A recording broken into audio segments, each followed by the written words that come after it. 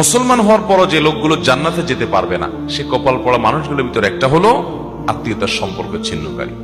এখন আপনি বলবেন, ভাই আত্মীয়তার সম্পর্ক কিভাবে জোড়া দেব? আমি যদি একটু তার সাথে মিশতে যাই, সে তো আমার সাথে মিশতে চায় না। এক হাতে কি আর তালি বাজে? আমি একটু তার উপকার করতে চাই, সে তো আমার ছায়াও দেখতে চায় না।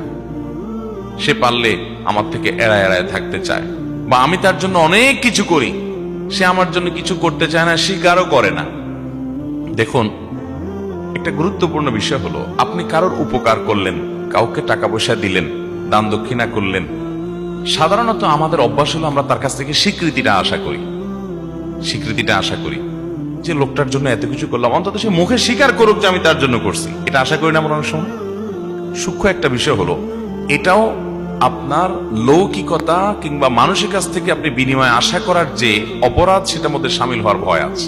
আপনি তার কাছ থেকে কোনো ফিডব্যাক আশা করবেন না। দেখুন, অনেক সূক্ষ্ম একটা ব্যাপার, কিন্তু আল্লাহ তাআলা কোরআনে বলেছেন, ওয়ায়ুতআইমুনা আত-তাআমা আলা হুব্বিহি মিসকিনাও ওয়া ইয়াতীমাও ওয়া আসীরা ইন্নামা নুত'iমুকুম লিওয়াজহিল্লাহ লা নুরিদু মিনকুম জাযাআও ওয়ালা শুকুরা। আল্লাহ তাআলা নেককার এবং জান্নাতি লোকগুলোর বৈশিষ্ট্য সূরা দাহরে উল্লেখ করতে গিয়ে বলেছেন, তারা মানুষকে খাদ্য দান করে, মানুষকে দান দক্ষিণা করে, এবং এগুলা করার পর বলে, ইন্নামা নুত'iমুকুম লিওয়াজহিল্লাহ, ও ভাই তোমাকে আমি এটা খাওয়াইলাম, দান করলাম আল্লাহকে খুশি করবার জন্য।